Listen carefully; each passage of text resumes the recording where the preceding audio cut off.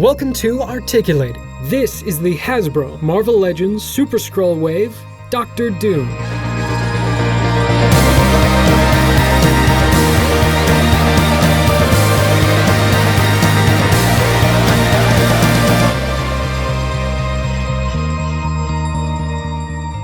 Dr. Doom, aka Victor Von Doom, was created by legendary duo Stan Lee and Jack Kirby in 1962's The Fantastic Four #5.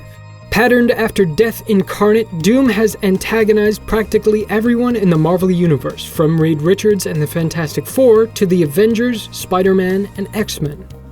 Dr. Doom has previously appeared in the mainline Marvel Legends a total of 4 times. 2 variations were released in Series 2, part of the original Toy Biz run in 2002, featuring a slightly scarred unmasked head and a running change Doombot. A heavily scarred variant was then included in the Fantastic Four box set in 2004. Hasbro would take their first stab at the character in the 2007 Ronin Wave, which would see a re-release 5 years later in the Epic Heroes Wave with updated colors. A future Foundation variant of that figure was also released in limited quantities, fetching a high price on the secondary market and plenty of Chinese knockoffs.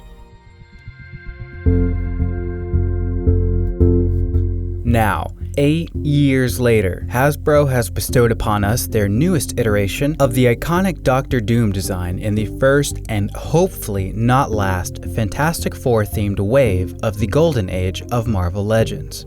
Representing a new stylistic departure for a comic-based figure, Doom is more in tune with the MCU or Gamerverse level of detail, which is not unwelcome. The design seems to take a few cues from the Sideshow premium format figure with its underlying chainmail and ornate detailing, but is otherwise fairly era ambiguous. Of course, it skews modern, but doesn't represent any one particular look, so with the Silver Age head pack-in can be included in either a modern or classic display. Speaking of accessories, Doom comes with 2 interchangeable fists, a German Luger that fits snug in his Detroit Tigers embroidered holster, and, of course, the classic head. Unlike previous iterations of this design, no removable mask or unmasked head is included, but if you're desperate, you could always steal one from the Walgreens exclusive infamous Iron Man. While representation of Doom's mastery of mysticism is noticeably absent, there are plenty of effects you can grab from countless amounts of previously released figures. If you have any inkling of picking up this figure, we highly suggest getting it at the $19.99 MSRP as soon as you can. Otherwise, be prepared to pay a high price on Facebook and eBay or gamble on restocks that may or may not even happen.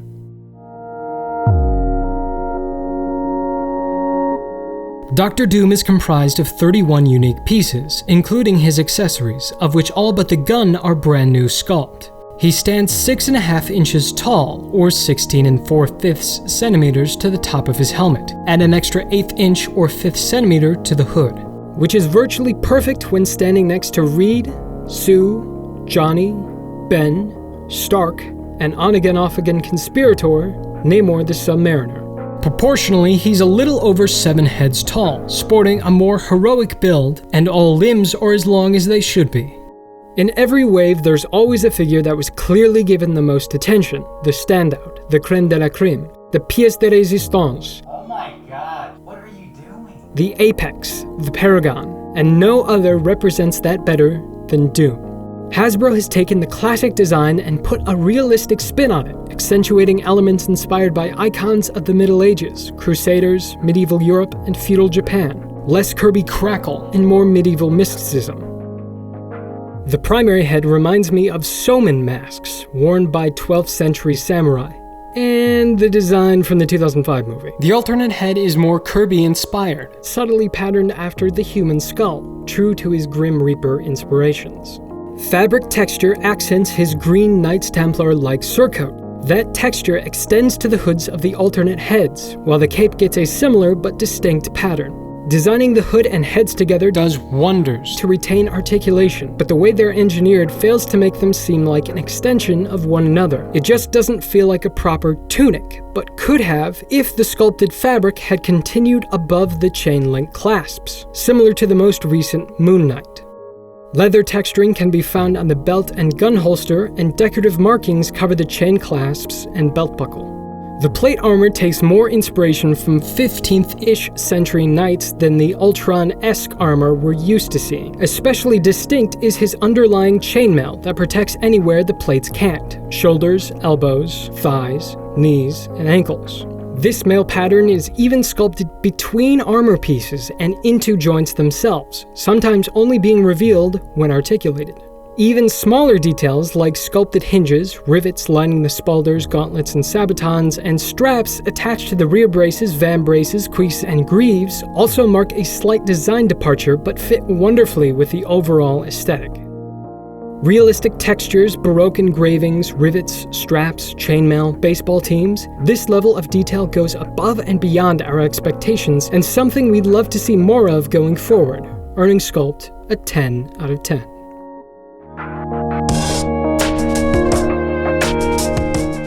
Of the 31 pieces that make up this figure, 12 have some sort of paint applied, which is just about average for comic-based figures. But with the extra love put into the sculpt, it would have been nice to get a bit more paint detail to match. The primary helmet is molded in a metallic, marbleized gray with painted flesh and eyes sitting underneath a secondary overlay. The Kirby head is primarily casted flesh with a metallic gray helmet glued on top. Black is used to give some depth to the mouth, and the eyes are painted a golden brown. The hoods, cape, upper torso, and lower surcoat are cast in muted green with otherwise no detailing. Armored pieces and back jets are cast in the same gray of the helmet, with brown and silver paints utilized for the leather straps and buckles. However, the sculpted straps on the gauntlets and hands have unfortunately been ignored. The belt and holster are cast in brown, while the Luger a simple flat black. The only other painted details are the gold of the chains, clasp, and belt buckle. To improve the Deco design, a gentle wash and or soft dry brushing could have been used to further bring out the fabric texture, just to add a bit more depth and variation. That, or molding the cape and hoods in a slightly darker green, and perhaps separate the body and cape draped behind it. Additionally, it would have been nice if the hinges of the shoulders, hands, and ankles kept both the same color and texture of the elbows and knees, but it's likely this would have made those pieces too brittle. With sculpt and detailing on the level of MCU figures, it's a little strange to see the same lack of deco on par with their comic-based counterparts, but it's good to see no color mismatching, especially between the greens of the suit. Unfortunately, there's not much left to say with his largely simplistic deco design, so by comic standards, Victor earns a somewhat tepid 7 out of 10.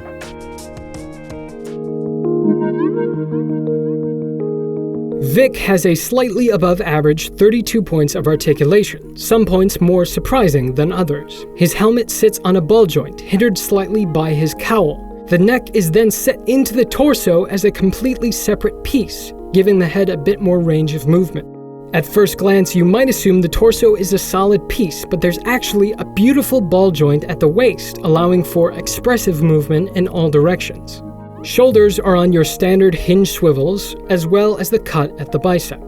The counters don't hinder the double-jointed elbows, allowing for excellent range. Hands act as hinge swivels, with the trigger finger hand appropriately swiveling along the opposing axis. Hips attach to the thighs via ball and socket joints, with impressive outward abduction, mostly unhindered by the split coat. Movement forward, however, is slightly inhibited. Well-hidden thigh cuts disguise themselves between the codpiece and crease for 360-degree movement. The polines stay out of the way of the knees, but the thickness of the armor plating does obstruct range somewhat. Finally, there's a beautifully hidden swivel at the ankle, allowing for 360-degree rotation, and feet are on hinge swivels. It might have been nice to have a more flexible surcoat and cape to allow ultra throne-sitting action, but I don't think that's possible without soft goods. Mezco, get on. A lesser figure would compromise range of motion for Sculpt, but Doom manages to find a near-perfect balance, creating a design that almost seamlessly blends together and earning articulation an 8 out of 10. Compared to Von Dooms of old, this newest release is an improvement in almost every way. It may not be perfectly comic book accurate or expressly classic, but it captures the essence of the character in ways previous releases couldn't. Not everyone needs totally dedicated sculpts, but this level of love and care can turn any peg warmer into a must-have. If you've made it this far, there's a good chance you enjoy our stuff, and the easiest way to see more of it is to subscribe. Consider leaving us a like, and if you really want to help us, sharing our videos on your favorite social media is the best way to do it. With its hyper attention to sculpted detail, serviceable deco design, and masterfully integrated articulation, Dr. Doom earns a final score of 8 out of 10. Do you disagree with us? Did we miss anything? How would you improve the figure? Let us know in the comments. In our previous review, Darkman wrote, I have both the Face-Off Hulk and this new one, and the Toybus one has a superior head sculpt and paint job in my opinion. But this is overall a better figure. Thanks for commenting, Mr. Neeson. I think I have to agree. If that head sculpt was scaled up for this new body, it'd be pretty much perfect. I'm Glenn. I'm Eddie. And this is Articulated.